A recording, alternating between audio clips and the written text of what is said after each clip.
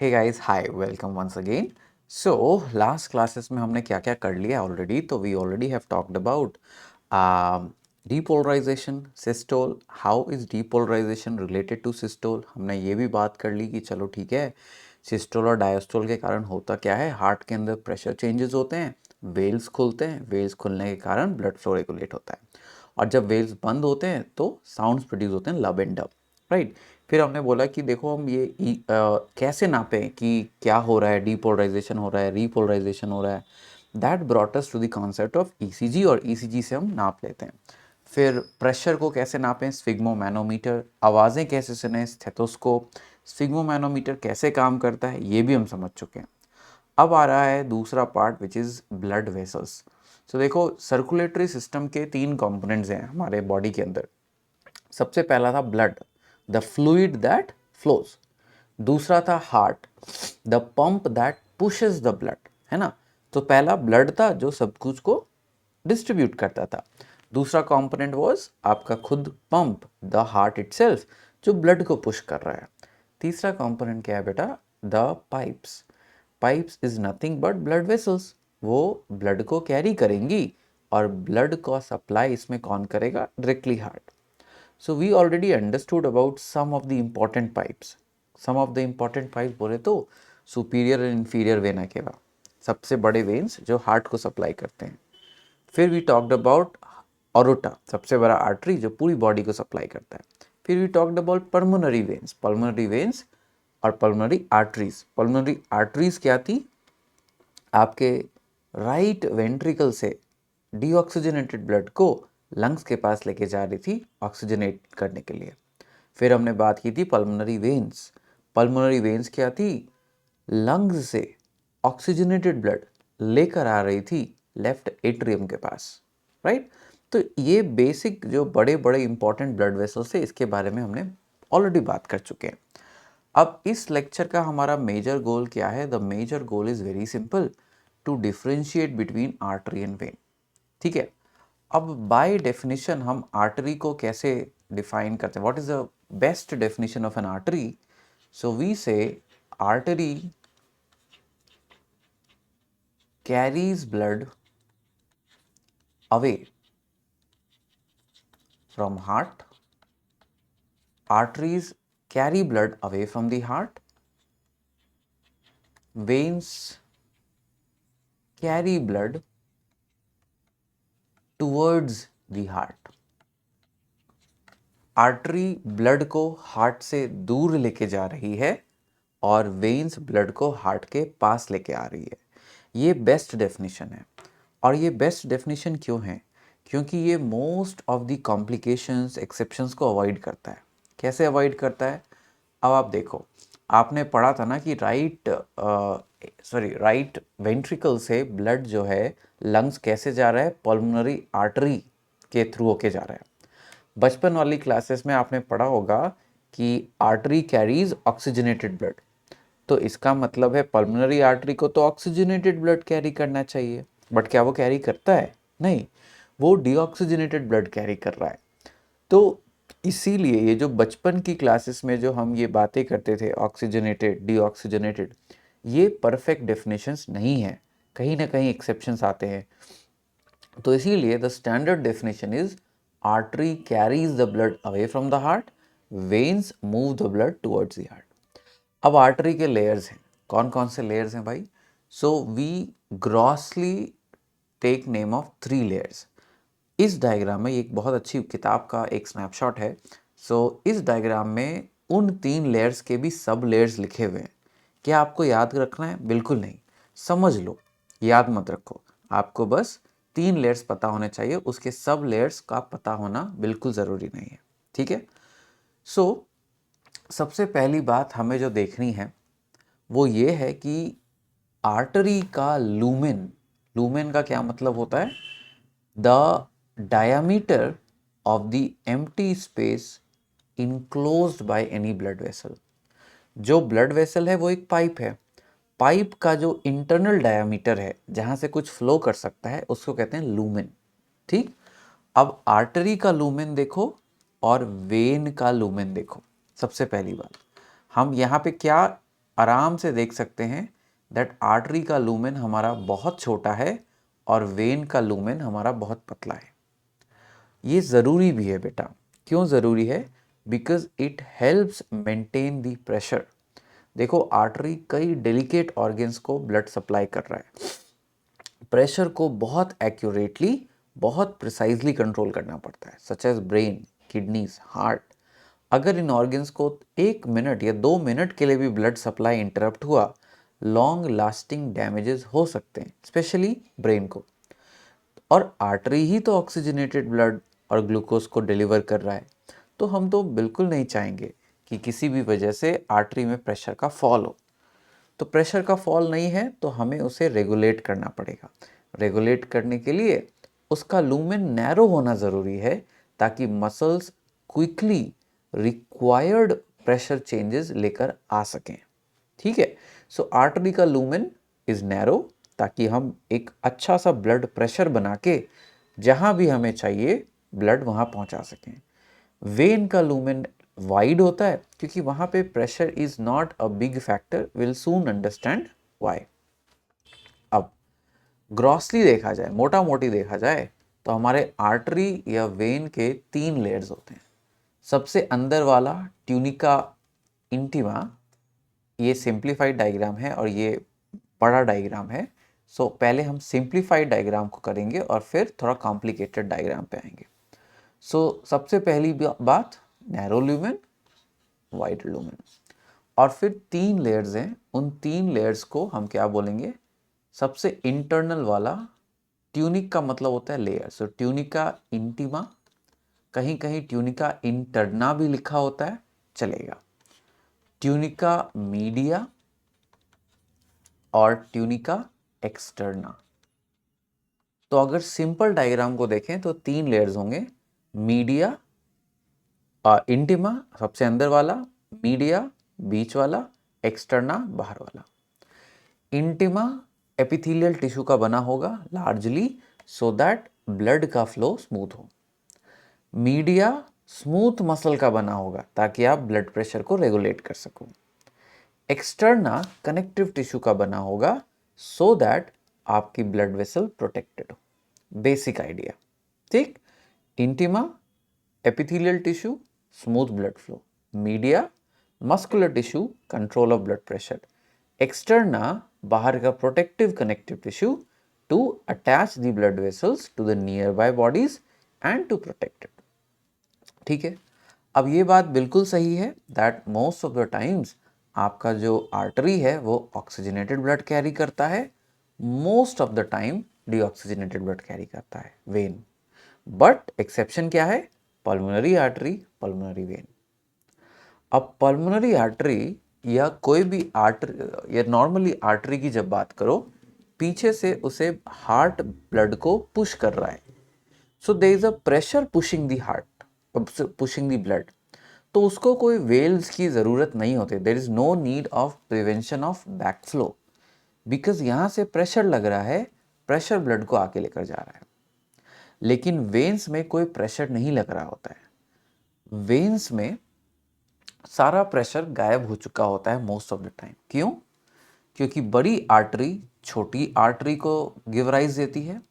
छोटी आर्टरी से still फाइनर blood vessels called arterioles आते हैं। आर्टेरियोल्स फर्दर डिवाइड करके कैपिलरीज देते हैं।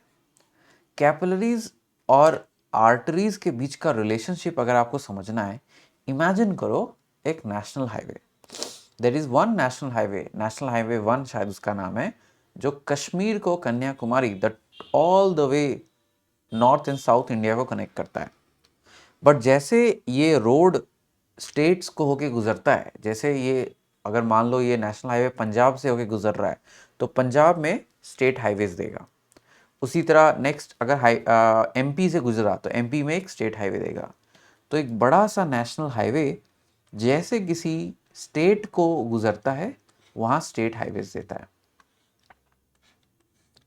अब स्टेट हाईवेज सिटी हाईवेज को देते हैं। अगर मान लीजिए पंजाब की सिटीज़ हैं चंडीगढ़ और हरियाणा, चंडीगढ़, अंबाला, जालंधर, तो ये एक रोड गया जालंधर को, एक गया चंडीगढ़ को, एक गया अंबाला को।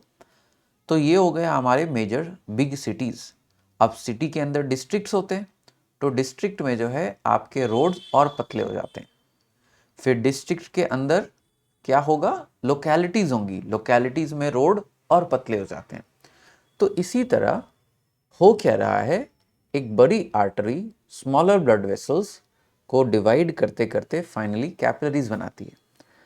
कैपिलरी का नेटवर्क हमारी बॉडी में इतना बड़ा, इतना ह्यूज है कि सारा ब्लड प्रेशर वहाँ पे डिफ्यूज़ हो जाता है, और ज़रूरी भी है। अगर हाई ब्लड प्रेशर में ब्लड कैपिलरीज से फ्लो करेगा तो जो काम है ब्लड का एक्सचेंज वो नहीं हो पाएगा। मान लो आप अपने स्कूल या कॉलेज के कैफेटेरिया में खाना खाते हो, मैं आपको खाना खाने के लिए सिर्फ 10 मिनट दूं, तो आप बोलोगे सर कैसे खाना खाऊंगा, मैं तो जाऊंगा, एक रोटी लूंगा और जल्दी से खा के भाग आऊंगा। आपको खाने के लिए ज़्यादा टाइम देना पड़ेगा, मुझे कम से कम आपको 45 मिनट्स तो देना ही चाहिए। सेम वे अगर कैपिलरीज में ब्लड प्रेशर ज़्यादा होगा तो ब्लड जल्दी से फ्लो करेगा और ब्लड को आपस में बगल वाले टिश्यू से एक्सचेंज करने का टाइम नहीं मिलेगा, जो कि फ़ायदे वाली बात नहीं है। सो कैपिलरीज में आते आते सारा ब्लड प्रेशर डिफ्यूज़ हो जाता है, ब्लड फ्लो की स्पीड कम हो जाती है, तो जितना भी एक्सचेंज हो रहा हो वो आराम से एफिशिएंट तरीके से हो रहा हो।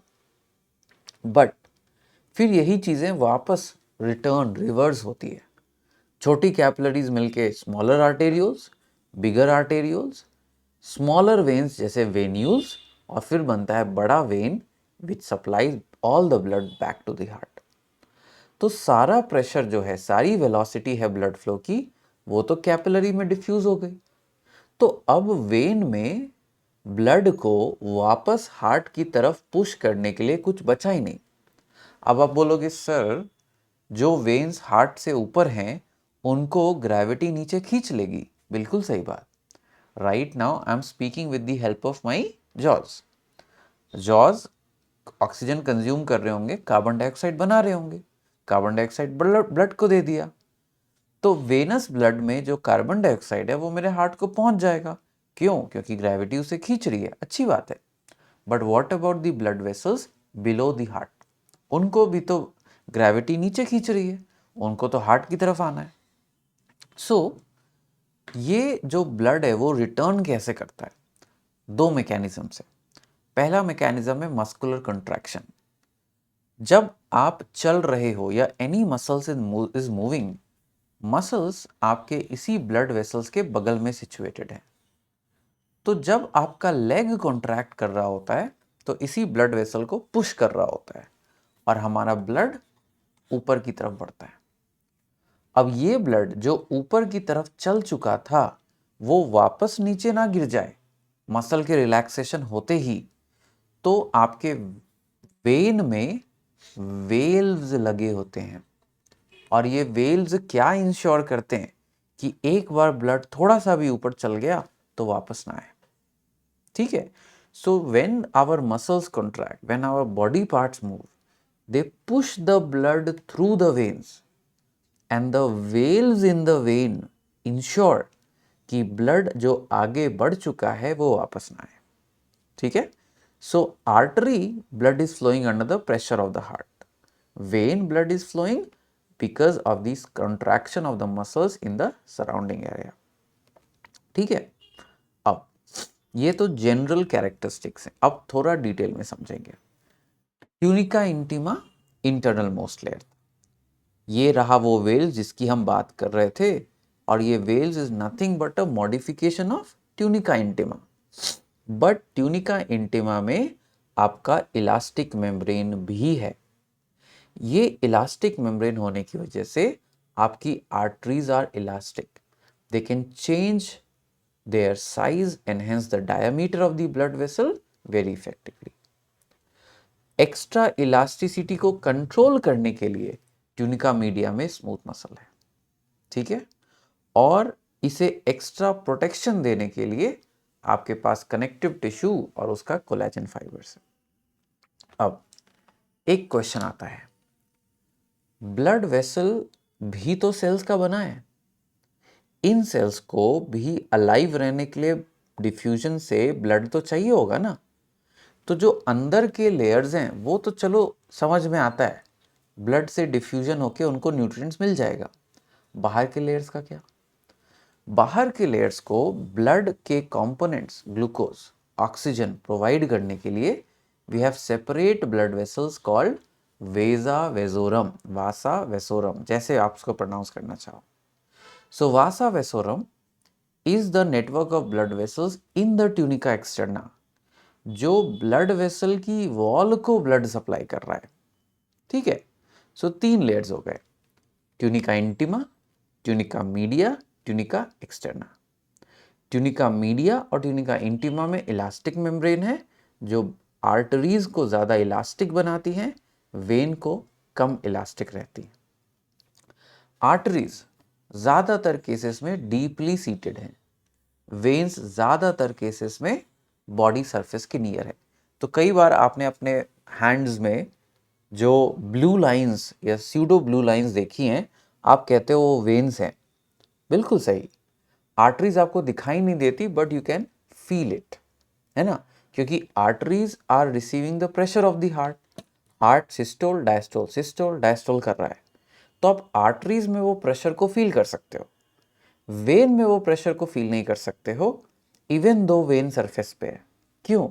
क्योंकि सारा प्रेशर डाइल्यूट हो गया।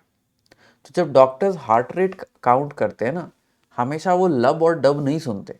Sometimes what they will do is they'll place their forefinger और thumb, usually forefinger किया जाता है, on the artery which is next to the thumb के पास वो अपना forefinger एक्चुअली रखेंगे, क्योंकि थंब की स्किन थोड़ी मोटी होती है, and they'll try to count the pulse, skin में पल्स को काउंट करेंगे, और दूसरे हाथ से अपनी घड़ी देख रहे होंगे, तो देखेंगे कि 1 मिनट में आप उन्होंने कितनी बार पल्स फील किया। You can try that right now.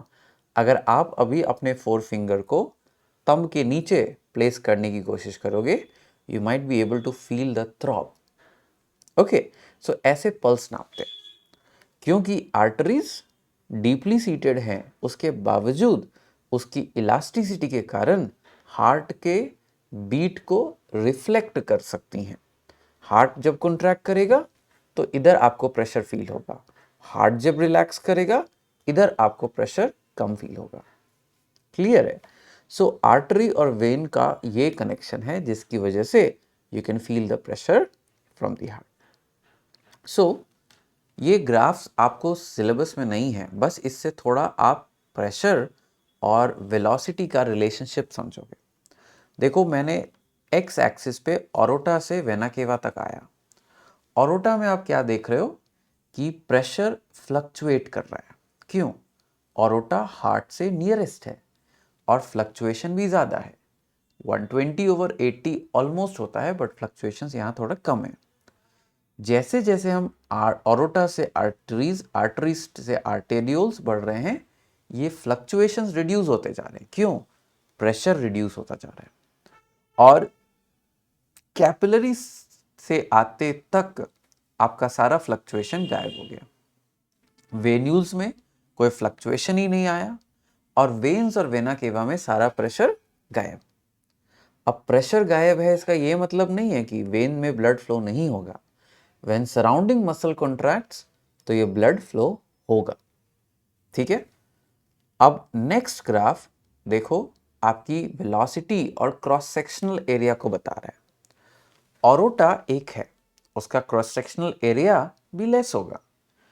Arteries थोड़ी ज़्यादा होंगी, आर्टेरियोल्स और ज़्यादा होंगी, कैपिलरीज मिलियंस हैं। सो इसीलिए ये जो ग्रीन लाइन है वो क्रॉस सेक्शनल एरिया दिखा रही है कि कैपिलरीज हमारे बॉडी में सबसे ज़्यादा है। फिर जब कैपिलरीज रीयूनाइट होके वेन्यूज बनेंगे, वेन्स बनेंगे, वेना केवा बनेंगे, क्रॉस सेक्शनल एरिया घट जाएगा। अब क्रॉस सेक्शनल एरिया के ऊपर वेलोसिटी डिपेंड करेगी। ठीक है, I should move myself to this side. अब क्रॉस सेक्शनल एरिया के ऊपर वेलोसिटी डिपेंड करेगी।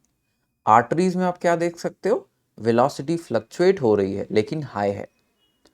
कैपिलरीज में आप क्या देख सकते हो, वेलोसिटी फ्लक्चुएट नहीं कर रही क्योंकि प्रेशर चला गया।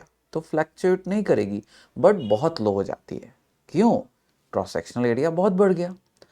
अब फाइनली जब वेन्स और वेना केवा की बात करो तो वेलोसिटी है, याद रखना, प्रेशर चली गई थी, बट वेलोसिटी क्यों है? क्योंकि सराउंडिंग टिश्यूज अभी भी कॉन्ट्रैक्ट और रिलैक्स कर रहे हैं। हार्ट भले ही उसका प्रेशर चला गया हो, बट सराउंडिंग मसल्स अभी भी कॉन्ट्रैक्ट और रिलैक्स कर रहे हैं। इससे रिलेटेड एक क्यूरियस फेनोमेना है जो आपको समझना चाहिए। आपने आजकल सुना होगा कि आपके एल्डर्स भी कभी कभी आपको कहते हैं कि never stop an exercise suddenly.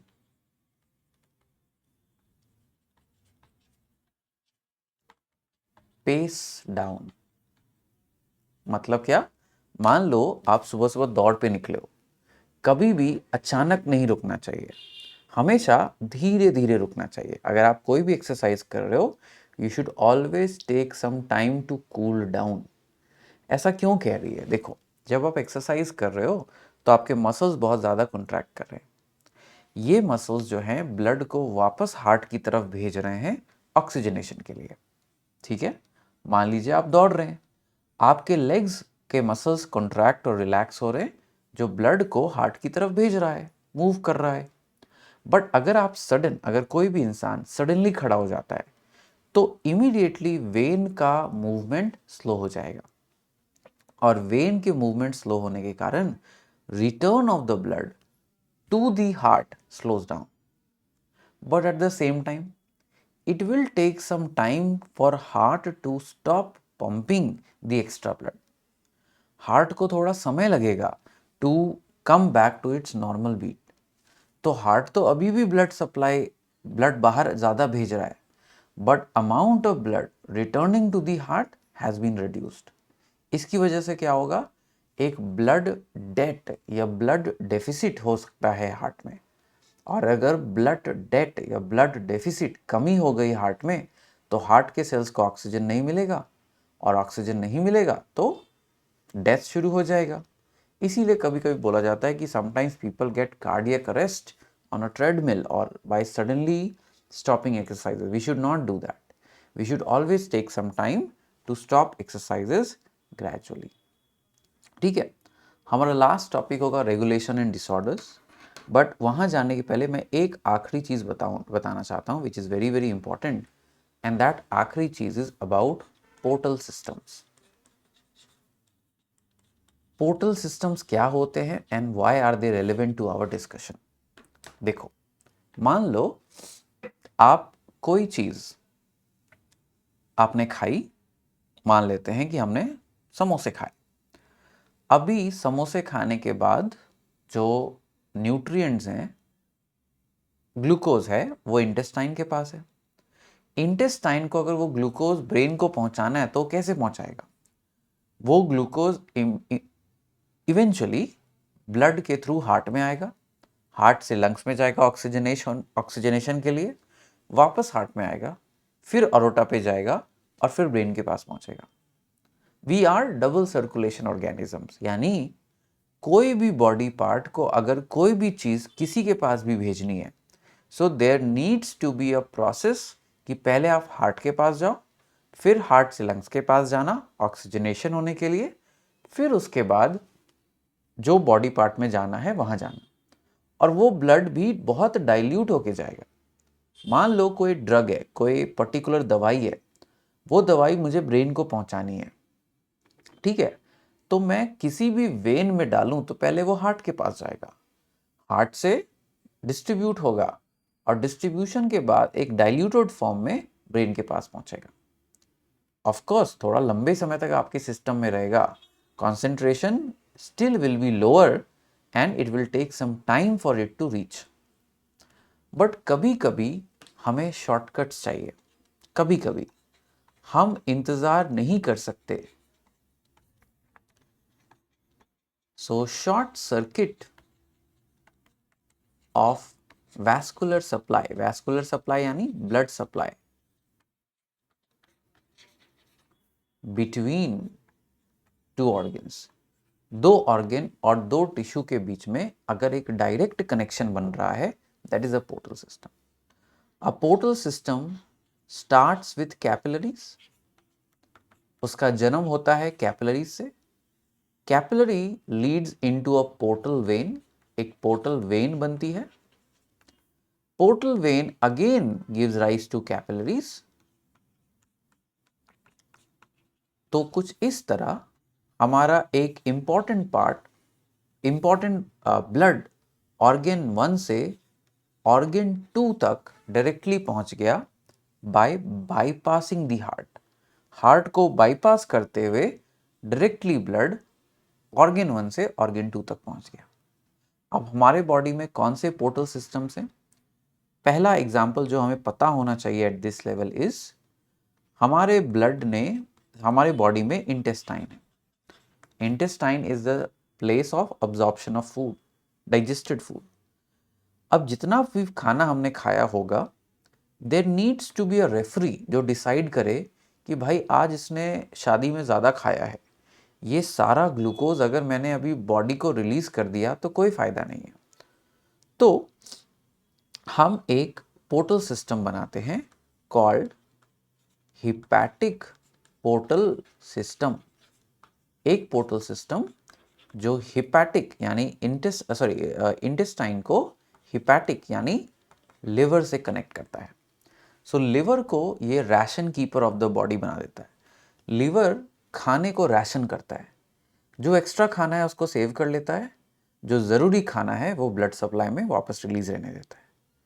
So this hepatic portal system forms a shortcut between intestine and liver. ठीक है। एक और पोर्टल सिस्टम है जिसको आपके बारे में पता होना चाहिए, जिसके बारे में आपको पता होना चाहिए। देखो, ये है हाइपोथैलेमस। हाइपोथैलेमस आपके ब्रेन का हिस्सा है। आप बहुत जल्दी समझोगे कि hypothalamus is known as master of the master gland. हमारे बॉडी का मास्टर ग्लैंड कौन है भाई? Pituitary. Pituitary is a master. मुझे अपने आप को मूव कर लेना चाहिए। Pituitary is the master gland of the body, यानी बॉडी की कई सारे दूसरे ग्लैंड्स को कंट्रोल करता है। एड्रीनल ग्लैंड को कंट्रोल करता है, थायरॉक्सिन ग्लैंड को कंट्रोल करता है, इट कंट्रोल्स टेस्टिस और ओवरी के सिक्रीशन को कंट्रोल करता है। तो मुझे पिट्यूटरी को भी कंट्रोल करना है। पिट्यूटरी को कंट्रोल करता है हाइपोथैलेमस। कैसे? By sending its own hormones, जिसको हम कहते हैं रिलीजिंग या inhibiting hormones. Pituitary is the master, but hypothalamus is the master of the master. Hypothalamus pituitary को बताता है कौन सा हार्मोन रिलीज करना है और कैसे बताता है। हाइपोथैलेमिक हाइपोफाइजियल पोर्टल सिस्टम, या simple hypothalamic portal system. Pituitary का दूसरा नाम हाइपोफाइसिस भी है, इसीलिए इसको हाइपोथैलेमिक हाइपोफाइजियल पोर्टल सिस्टम कहते हैं। एक ब्लड कैपिलरी नेटवर्क हाइपोथैलेमस से उठा और डायरेक्टली जाके पिट्यूटरी को ब्लड सप्लाई के द्वारा बताता है कि देखो ये वाला हार्मोन रिलीज करवाओ। इसका बहुत सारे एग्जाम्पल्स हैं। जब आपका हाइपोथैलेमस रिलीज करेगा thyrotropin releasing hormone, thyrotropin releasing hormone जाके पिट्यूटरी को बोलेगा कि TSH रिलीज करो, थायराइड स्टिमुलेटिंग हार्मोन, और फिर पिट्यूटरी कंट्रोल करता है the gland thyroid, so that thyroid gland आपका थायराइड हार्मोन रिलीज कर सके। सो हाइपोथैलेमस और पिट्यूटरी के बीच में एक डायरेक्ट कनेक्शन है। इंटेस्टाइन और लिवर के बीच में एक दूसरा डायरेक्ट कनेक्शन है। So these direct connections help the brain or the two organs to communicate with each other straightforward. ठीक है। So आज हमने क्या क्या पढ़ा? So we talked about arteries and veins. We talked about their general characteristics, their pressures. We talked about उनके layers. We also talked about कि कैसे these veins must be protected, must be regulated. हमने portal systems की भी बात की, right? और हमने ब्लड वेसल्स के अंदर चेंजेस होने वाले ब्लड प्रेशर, ब्लड वेलोसिटी और सरफेस एरिया की बात की। इस चैप्टर का last topic is regulation and disorders. ये हम लास्ट नेक्स्ट क्लास में करेंगे and I hope it would be an easy one. तब तक के take care, bye, see you soon.